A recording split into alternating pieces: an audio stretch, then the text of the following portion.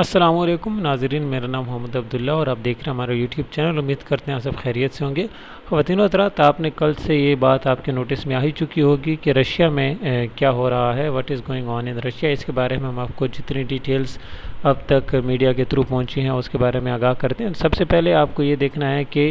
Russia میں ایک کو کی یا ایک مارشل لاء کی اٹیمپٹ جو ہے وہ جاری ہے، یا اس کو کوشش کی گئی ہے، جس کے بارے میں آپ دیکھیں کہ جو مین سٹیز ہیں رشیا کی، وہاں تک بھی جو کو کر رہے ہیں، جو کمپنی کو کر رہی ہے، ان کی اپروچ پہنچ چکی ہے یا وہ وہاں تک پہنچ چکے ہیں۔ یہ کیسے شروع ہوا سارا ایپیسوڈ اور اس کے لیے کون رسپانسبل ہے، اس پہ رشین پریزیڈنٹ ولادیمیر پوٹن کا کیا کہنا ہے، اس کی ساری کہانی ہم آپ کو بتاتے ہیں۔ یہ کہانی شروع ہوتی ہے ویگنر گروپ سے۔ ویگنر گروپ رشیا میں ایک مرسنریز کا گروپ ہے، یعنی آپ اس کو سمجھیں کہ ایک لوکل ملیشیا ٹائپ، ایک لوکل آرمی کی طرح ایک آرگنائزیشن ہے جو کہ وہاں پہ اپنی ملٹری کی یا جو آرمڈ ایکٹیویٹیز ہیں ان کو کنڈکٹ کرتی ہے۔ ویسے رشیا میں کسی بھی شخص کو اس طرح گروپ بنانا یا آرمی کی طرز پہ اپنا ایک گروپ کریٹ کرنے کی، آرمیز کریٹ کرنے کی اجازت نہیں ہے، لیکن اس ویگنر گروپ کے جو لیڈر ہیں، جس کو پریگزن یا پریگوزن کے نام سے آپ پکار سکتے ہیں، ان کو یہ اجازت ابو دی لا یعنی قانون سے ہٹ کے یہ اجازت دی گئی ہے ان کو کہ وہ رشیا میں اپنی یہ جو ملٹری کی طرح کی ایک ایکٹیویٹی ہے یہ کنڈکٹ کر سکتے ہیں۔ اب اس کی سب سے بڑی وجہ یہ ہے کہ وہ ایک تو وہ پرو گورنمنٹ اس کو کنسیڈر کیا جاتا ہے اس شخص کو کہ وہ حکومت کا ساتھی ہے۔ دوسرا یہ کہا جاتا ہے کہ یہ شخص حکومت یعنی اس کے جو ولادیمیر پوٹن ہیں رشیا کے جو صدر ہیں، ان کے ساتھ اس کے بڑے اچھے تعلقات ہیں۔ اس وجہ سے اس بیس کے اوپر جو پریگزن ہیں ان کو ایکٹیویٹیز کرنے کی یا اپنی آرمی رکھنے کی اجازت دی گئی ہے۔ اس کے بعد اس شخص کے جو ہیں وہ سیریا یعنی شام میں، افریقہ اور دوسرے طرح کے ملکوں میں بڑے گہرے تاثر یا بڑے گہرے جو روابط ہیں وہ وہاں پر دیکھے جاتے ہیں۔ اس پہ آپ یوں دیکھیں کہ اس نے بشار الاسد کو سپورٹ کیا تھا سیریا میں، شام میں، اور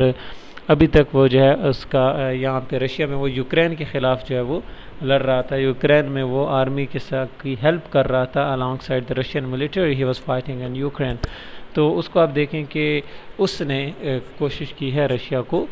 ٹیک اوور کرنے کی یا پیوٹن کی جو پاور ہے اس کو کنٹرول کرنے کی۔ اب اس کے پیچھے جو ریزن بتائی جاتی ہے، جو وجہ بتائی جاتی ہے کہ کیوں اس نے ایسی کوشش کی، وہ یہ ہے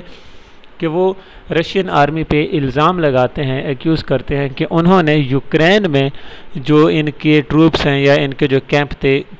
اس کے اوپر ہیلی کاپٹر سے میزائل فائر کیے ہیں، یعنی ایئر سٹرائک کی گئی ہے رشین آرمی کی طرف سے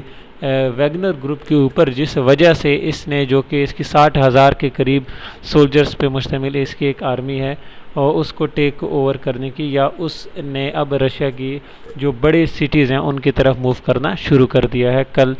کل سے یعنی 17-18 گھنٹے ہو گئے اس ساری ایکٹیویٹیز کو ہوئے۔